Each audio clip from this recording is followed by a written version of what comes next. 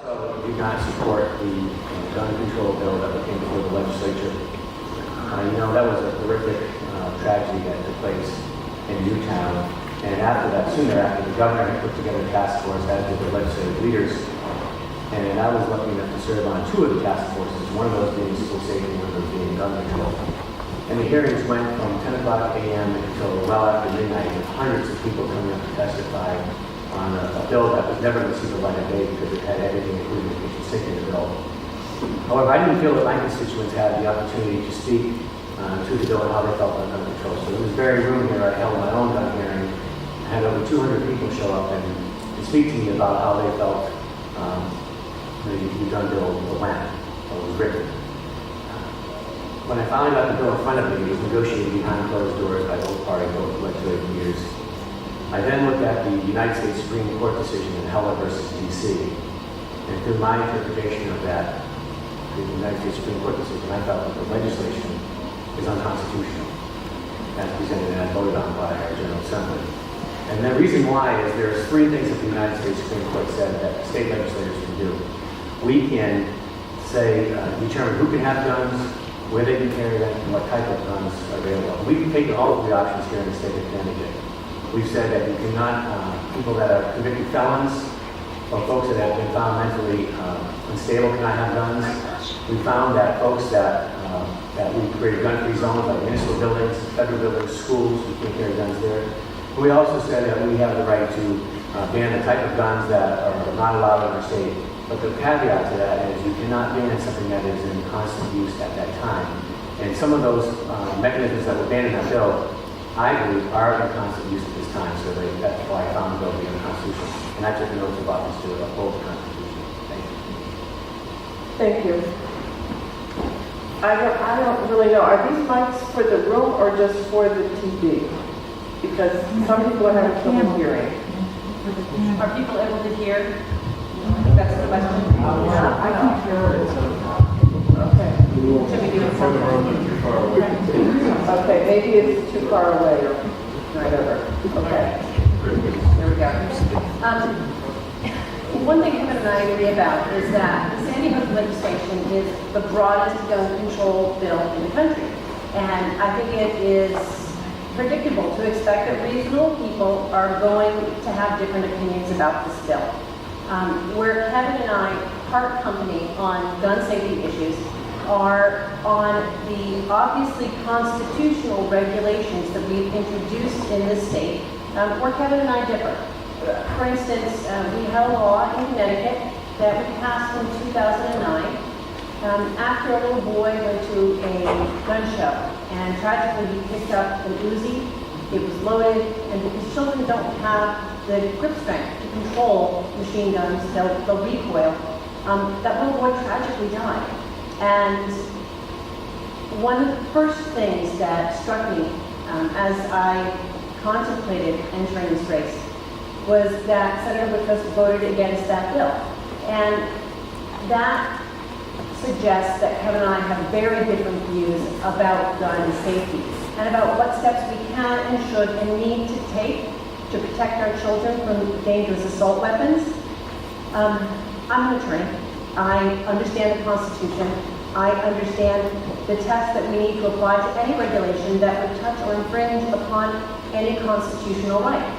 And the law is called strict scrutiny. The test is called strict scrutiny. And any regulation needs to survive that test. And to tell you the truth, as the broadest gun control bill in the country, I think there's a good chance that the Sandy Hook legislation may not survive the Supreme Court challenge, which is why I think it's important for whoever's representing us in the Senate to have an understanding of the Constitution and to have a commitment to keeping children safe from dangerous assault weapons.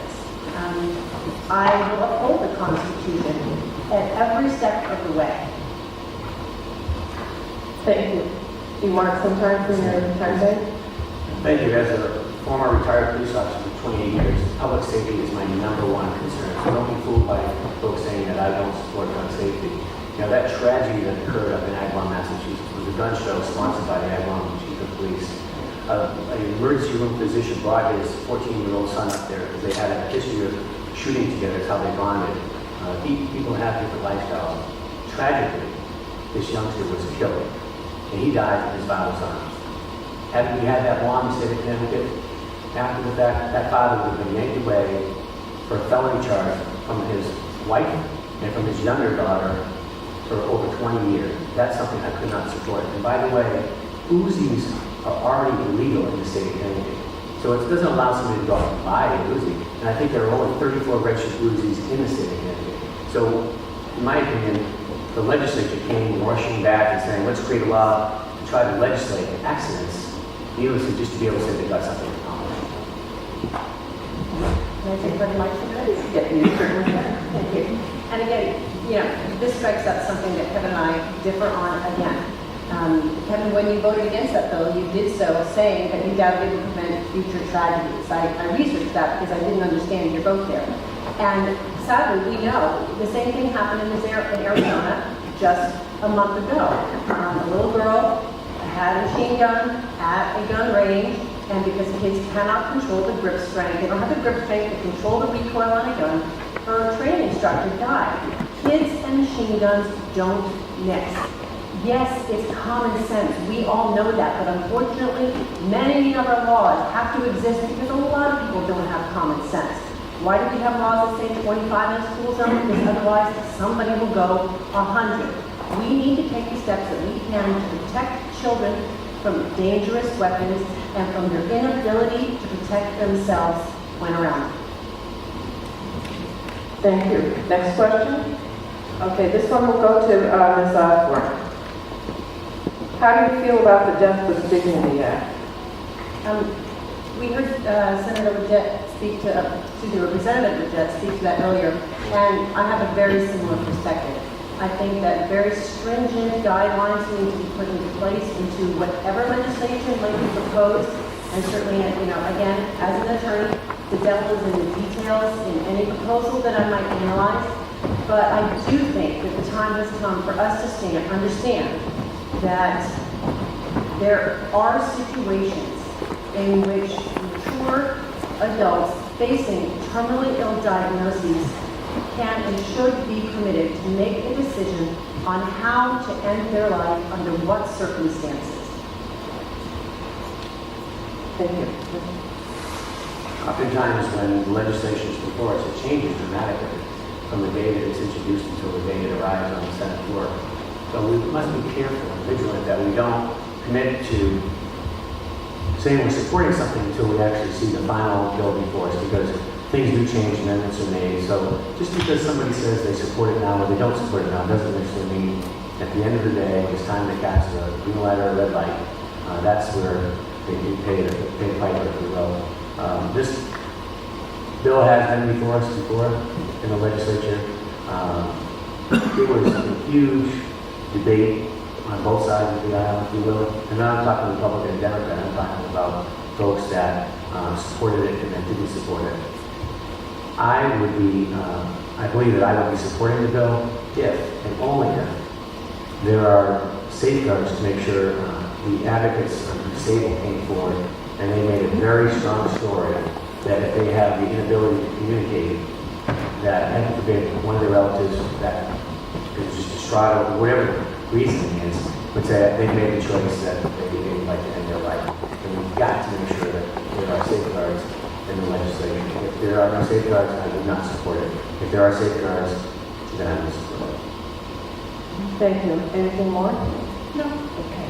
This one goes to Mr. Whitcombs. First, topic is unfunded mandates. What are you going to do to reduce them and or to properly fund them? Well, as in the past, I've sponsored many bills to either rid ourselves of unfunded mandates. I support requiring a 2/3 majority of the legislature to affirmatively vote for a mandate, because most of the times the mandates that come from the state are unfunded.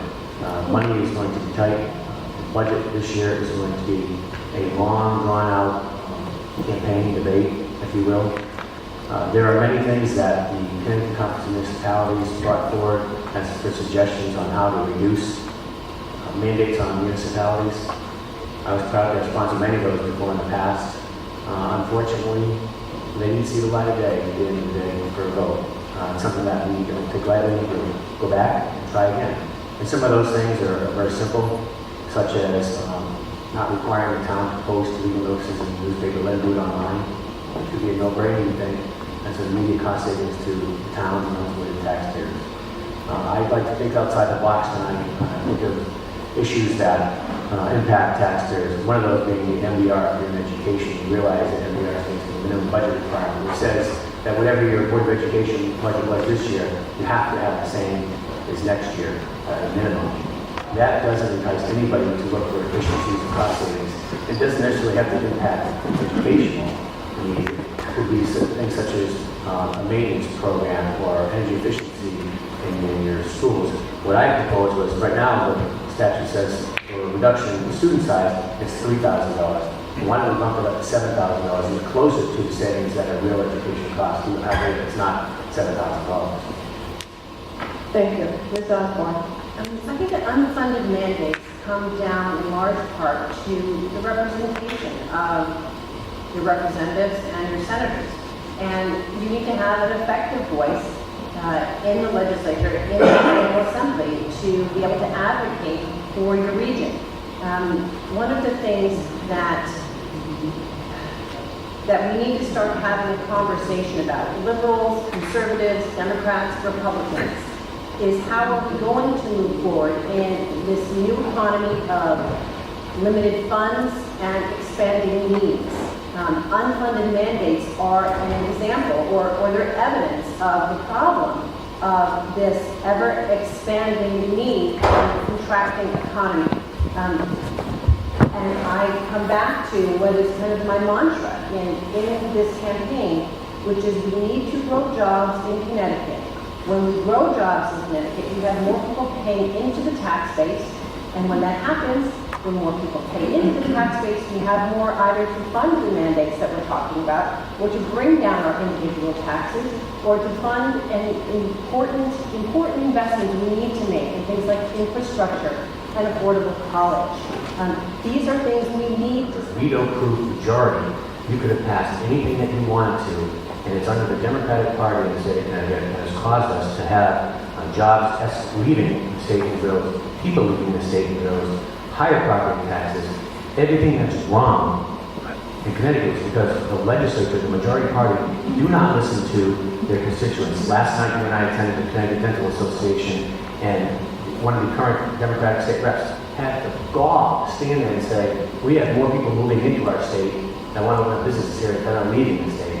And I just don't know who she was speaking with, but that's the problem. They don't listen to their constituents. Well, something happens in the time that somebody leaves their hometown and gets to Hartford, because they certainly don't respond back to their constituents.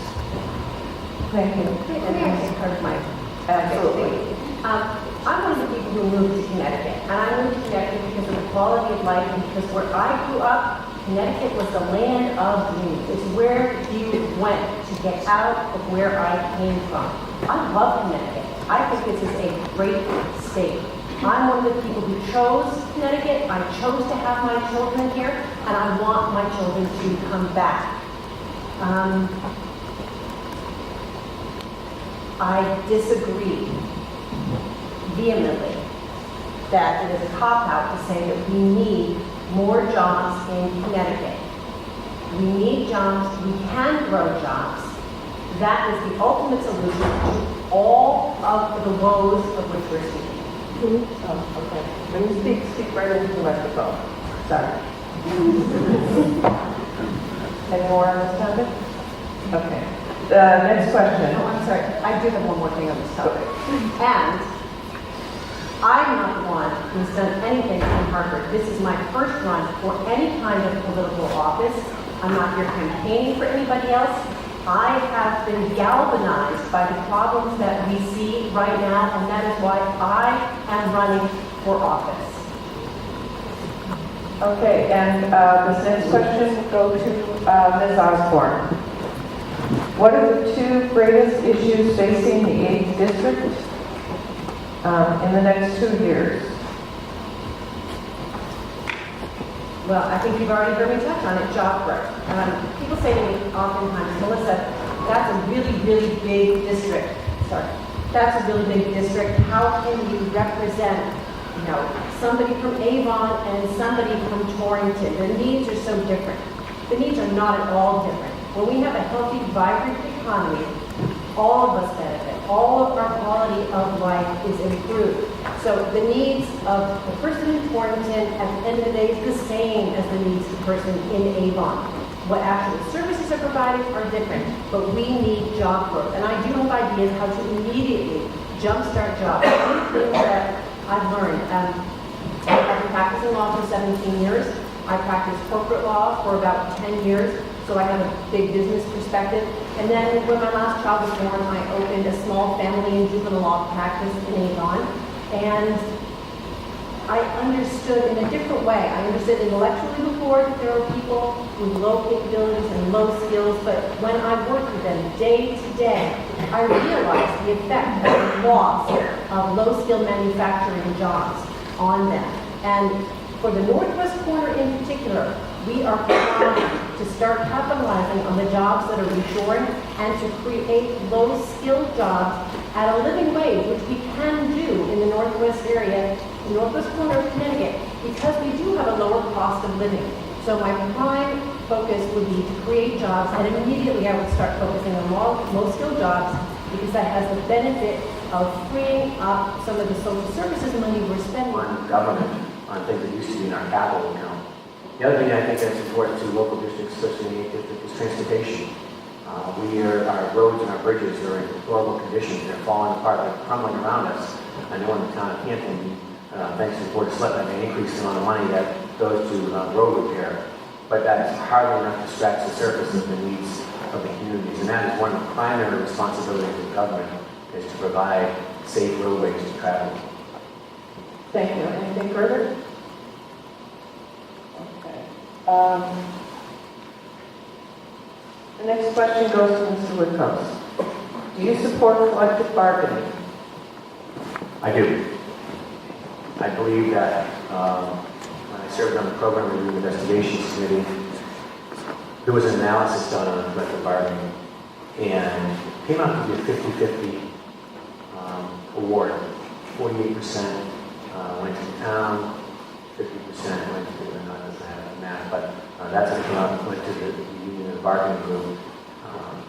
So I think it's a fair way to resolve issues of impasse. Thank you. Ms. Allison? I do support collective bargaining. I think most people, when they talk about collective bargaining, I do support collective bargaining. I think we need to start having a conversation about collective bargaining and how it impacts our public employee situation. I know there's a lot of dissatisfaction with the generous benefits and the generous pension plans that are out there for state employees. And the only reason that there is dissatisfaction with that situation is that the private sector has taken such a hit. Collective bargaining is historically a vital part of the middle class growth, and it needs to remain as such. The private sector, private employers, any employer left to their own devices will do what's best for the company, and employees need to have an equal voice that can only be made when they gather together in strengths and numbers. And it's not time, I don't think it will ever be time to give up that vital part of the growth of the middle class. Thank you. Anything further? Well, I will also, I was disappointed along the lines of collective bargaining that there is a mechanism for folks to form a union and join a union. And I thought it was wrong with the governor's executive order number 9 and 10, which forced unionization on personal care attendants and another group, because all that caused, we had folks coming in wheelchairs and canes saying that they are not considered private employers, and they're subject to the rates set forth through the enabling of collective bargaining. So I think we have to be careful on that, but certainly the premise of collective bargaining is support. Thank you. These mental health systems for children and adults. I'm a strong proponent of early identification and early intervention with children.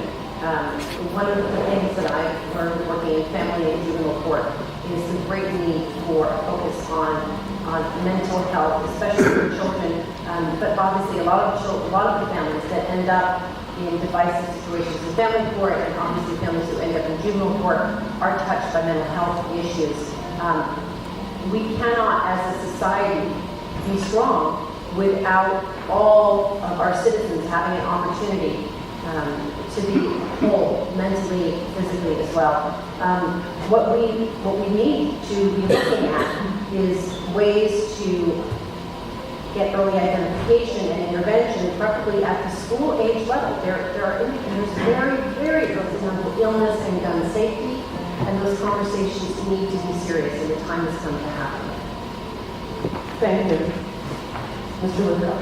The state doesn't do enough investment in the dollars for mental health issues. I was proud to have co-sponsored a mental health parity law back in 2008, which says that insurance companies have to treat mental health like they do medical condition, physical medical condition. Now, before we came here tonight, Melissa and I had the opportunity to sit before a group called the Primetime House in Torrington. It's a clubhouse for folks that have mental health issues. And they told us of their struggles of living with mental health and the stigma that goes along with it. And it's sad, it's more than just mental health issues, because oftentimes it turns into addiction. There's housing issues involved, there's employment issues involved. So what the state can do is to make sure that there are avenues so these people feel part of caregivers, these people, but that the folks that suffer from mental health issues have the ability to access to care, make sure that there's folks that we've seen that understand it. From what I'm hearing from the field workers, there's not enough out there to help people. The case management load is too great. Make sure that there's independent housing available or assisted housing, and give them the opportunity to have a job. One person spoke about being able to work 2 days a week, and that was the best thing the whole week they could look forward to, is just to spend 2 days at I'll say grocery store, I don't know if grocery store or not, but that made me feel like a real person like everybody else, and that's how everybody should have the opportunity to feel. Thank you. Anything further? Well, I wanted to add one of the other aspects of mental health services in Connecticut is that we do have a shortage of mental health treatment providers at this time. So one of the things I'm a big proponent of is affordable educational opportunities, and we need to incentivize in some way people to go into this field. It's a high burnout rate field for police workers in this area, especially if people have dual diagnoses. So one of the things that we should be looking at when we're talking about affordable educational opportunities are ways to incentivize people to go into the mental health field, so we have those workers we need to provide the services to the people with these struggles. Thank you. Okay, the next question goes to Mr. Whitcoe.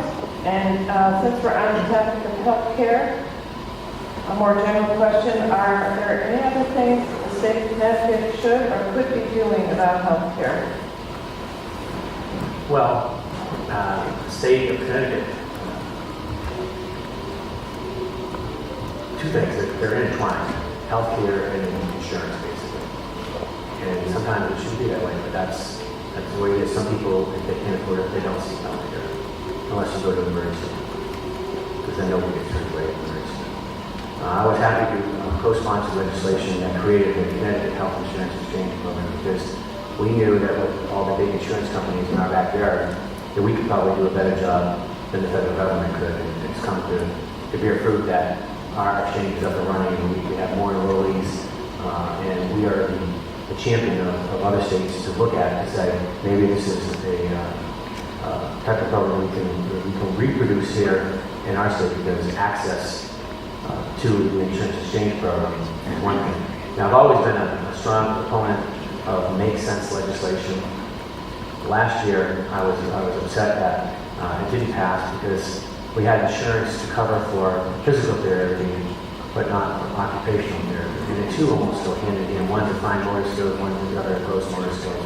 So as the issues bubble up in the legislature, and there are so many year after year after year, all the different issues. There's names I couldn't even pronounce today as to the ailments that some people suffer from. And it's hard.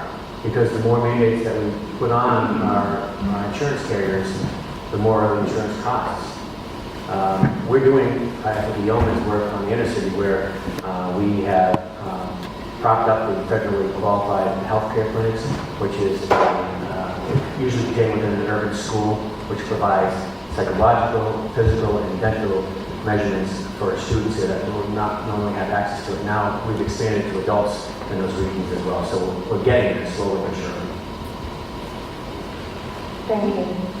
Ms. Austin? Well, ironically, I think that one of the things that Connecticut has done well in recent years is to pass the paid sick leave law. I'm not saying I agree with all the categories that were included and all the specifics, but paid sick leave is a huge step in addressing healthcare in Connecticut because paid sick leave allows parents to stay home when their kids are sick and allows parents to stay home when they're sick so they don't actually spread the problems that they've got, the illnesses that they've got elsewhere.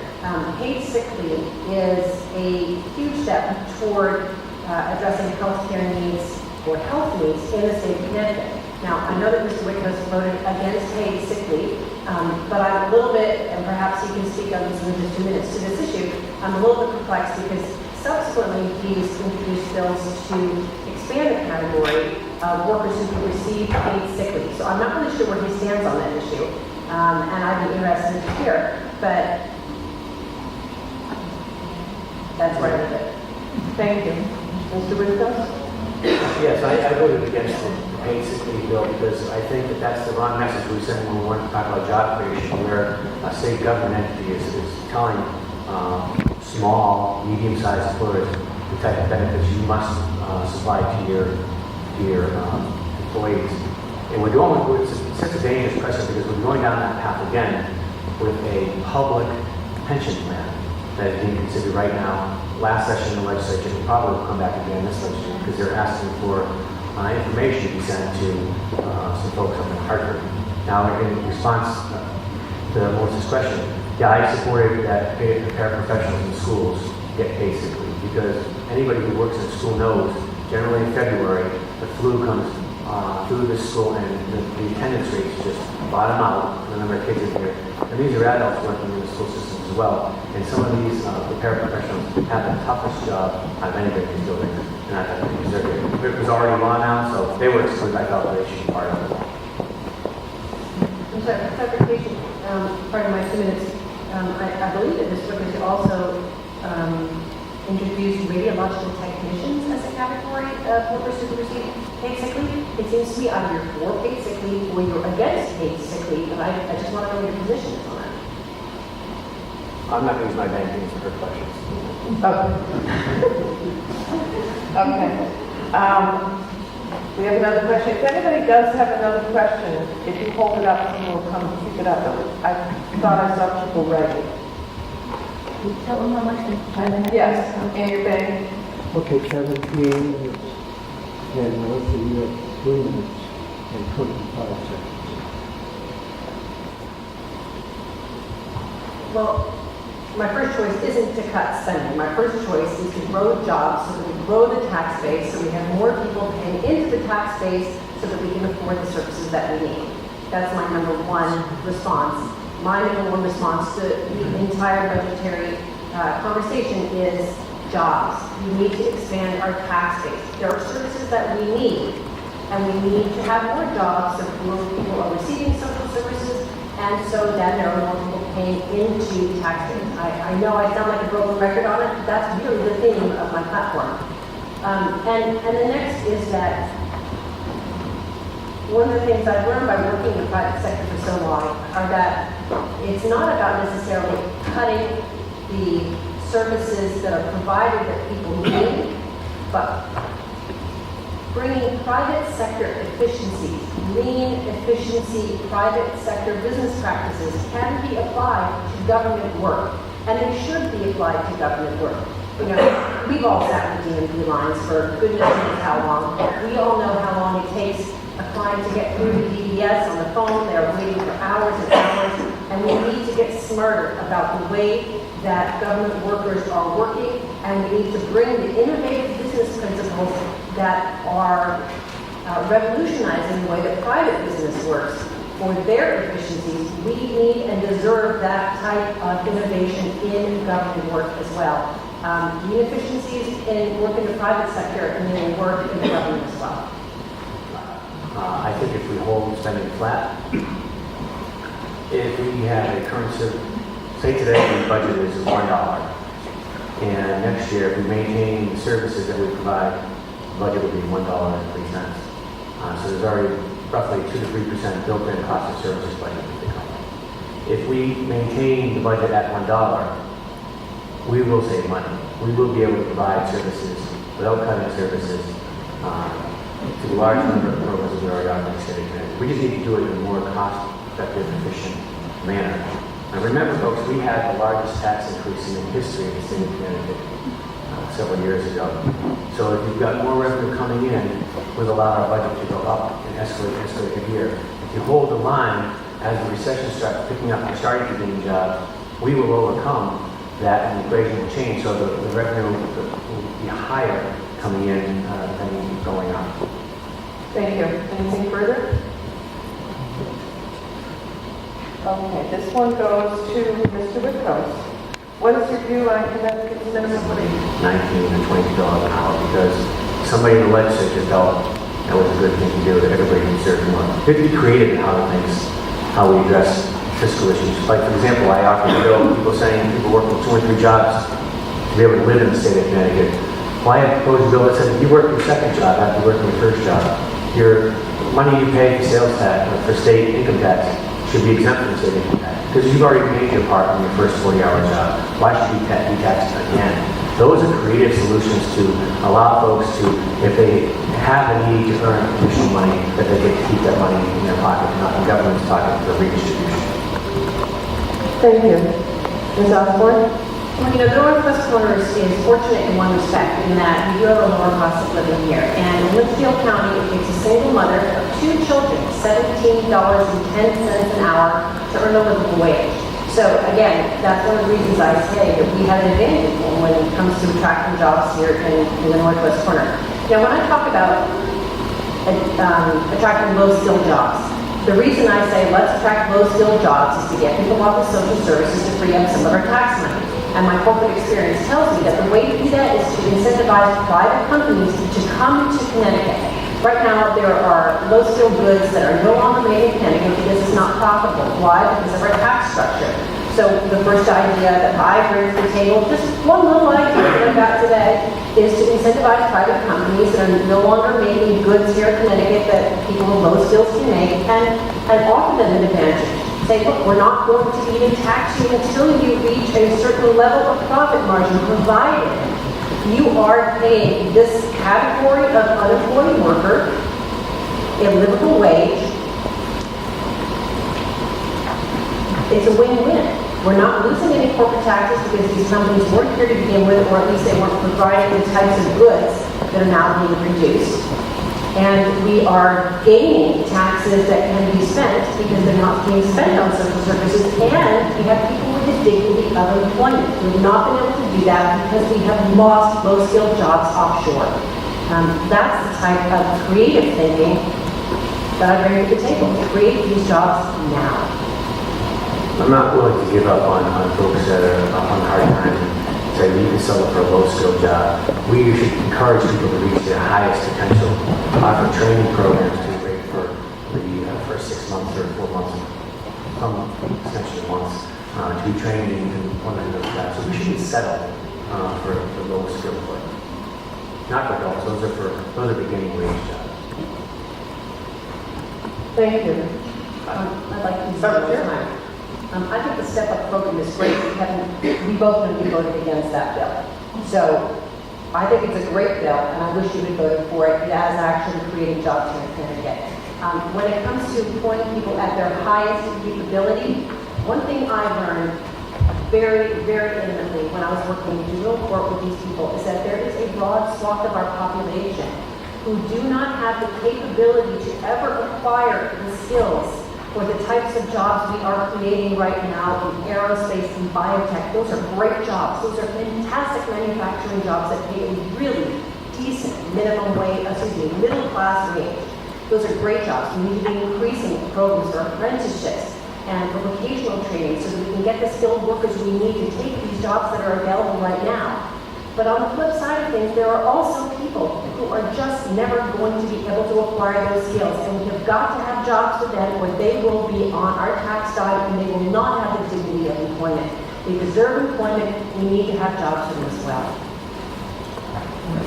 You're right, I did vote against the job bill. It was classified as a job bill. People were afraid to vote against it because it was classified as a job bill. That bill cost the state of Connecticut, we taxpayers, $1 billion. What's our deficit? We're looking at $1.4 billion. We didn't get the money in return.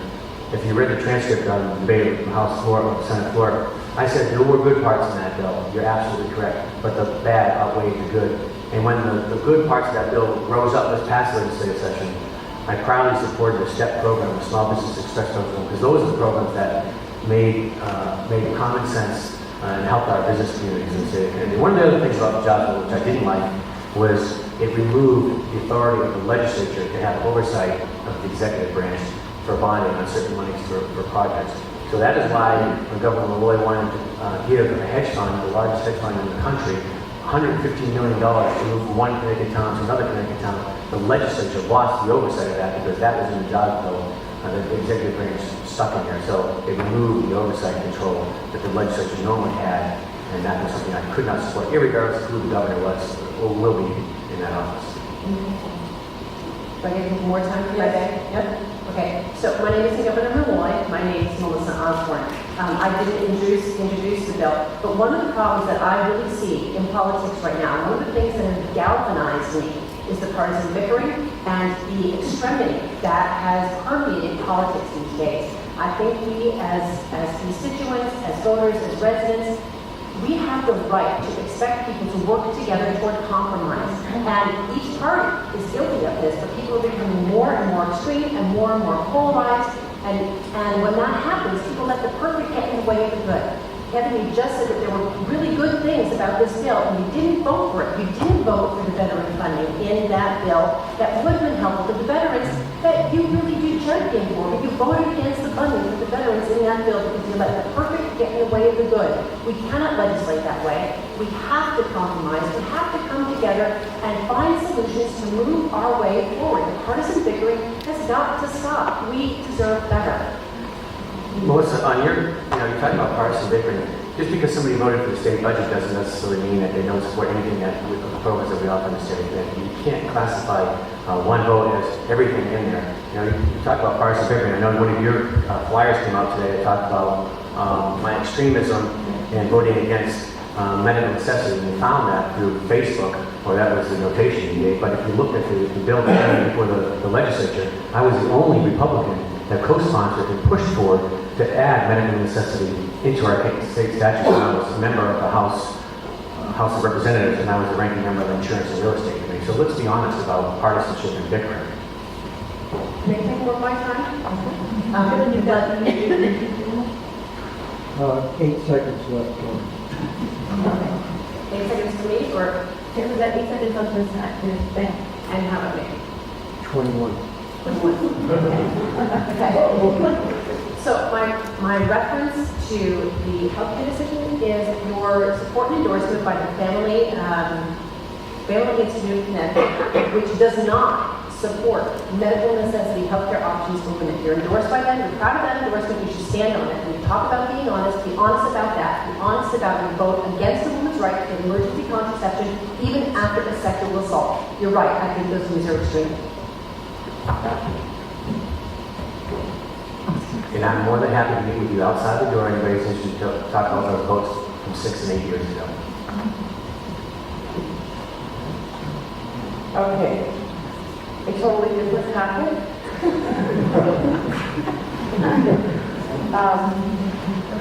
Energy. What's your view on sustainable energy? What's the state's role? And then go to Ms. Osborne. I like sustainable energy. I like renewable energy. I think we need to be able to do more to advocate for it in the legislature right now. Unfortunately, we don't have a senator who can talk about renewable energy. We don't have a senator who can vote on energy. We don't have a senator who can lobby about energy. I'm all for people having employment outside the legislature if they have time to do it, but I think that when it prevents our senator from actually being a voice for us, I think that's a problem. Representative Legette said he didn't have an opinion about the CLMP rate hike. I have a big opinion about the proposed CLMP rate hike. I think it's a regressive hike. It disproportionately affects our most vulnerable citizens, seniors. This is a 60% proposed rate increase by Northeast Utilities in the fixed portion of your bill that you have absolutely no control over. And why do they say they need it? Because we've done such a good job at expanding renewable energy that their profits are coming down. We should not be penalized for the great job that we have done, especially here in the Northeast corner on renewable energy. I'm very committed to renewable energy, both as something that's good for the environment and something that's great for Connecticut's economy. We have got the highest electric rate in the 48 contiguous states. We want to talk about things that are bad for business. Nobody's going to locate their business until we address the energy problems we have here in Connecticut. It's critical to business growth. It's critical to my budget, to your budget. It's a huge quality of life issue for us, and we've got to get serious about it. Strong supporter of renewable and sustainable energy. As the ranking member of the Energy and Technology Committee a few years ago, I helped write what we're experiencing today, all the good things. We created the LREC ZREC program. We created the Department of Energy and Environmental Protection. We worked together in a bipartisan manner, Senator John Alfaro and I, with the guidance of former State Representative Jesse Stratton, who was in the room, the Commissioner of the NSU. I applaud him. I think he was one of Governor Moy's best choices of commissioner. If I were governor, he'd be my commissioner. 2 years ago, I accepted the job at CLMP. I asked for State Department of Ethics. Is that allowable? And they gave me an advisory opinion. They offered me an advisory opinion. I said, oh no. I said, I don't want somebody to try to make political heyday out of this, make an issue. I said, I want a formal opinion, please. So they rendered an opinion. And they said, Kevin, you can take the job. And as a matter of fact, if you want, you can stay on the Energy and Technology Committee. Because as the ranking member, not as the chairman, you don't have the unfortunate ability to determine which bills get called, which ones don't. And I said, for appearance's sake, I will decline to get off that committee. I have every right to vote on bills that involve energy. I still do that today. There was a bill that I see somebody getting asked in the AARP where Governor Moore wanted to auction off the standard service customers. I fought against that. Because imagine being sold to the highest bidder. And then we saw what happened with folks being criminal activity and people stealing their information. That happens today. I have solar panels on my roof. One day I sat with the Friedmans and went to visit their home, and they both schooled me in how important solar energy was. So we looked into it, and I took part of the program in the city committee. So to say that I can't vote on energy issues is not correct. And I have a time left in my life, do it. Okay, but we are going to now go to our closing statements. We each get 2 minutes for our closing statement. And we will begin with Mr. Whitcomb.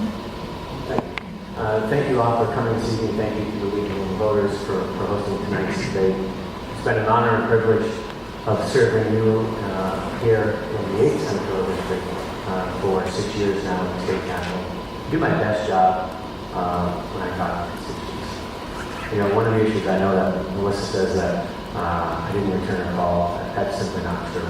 I will share that information with you outside later on if you're interested. We have a daunting task ahead of us, and that is the state budget. And it's going to take a relationship and experienced legislator. I have the ability to work across the aisle. I've been doing that for 6 years. As a matter of fact, when John McKinney was my leader, retired last year, he jokingly said to me, or to the Senate floor, if you look at the record, Kevin, I think you're the Democrat in the Senate Republican caucus. I said, oh, that's not true, but I like to look at things from all points of view. I'm not afraid to stand out alone on a vote, because I vote on principle. I vote what I think is right. And if you look at some of my voting records, you'll see that I did that. One of the big issues that the League of Women Voters is proposing this year is the constitutional amendment. I was the only Senate Republican to support that bill.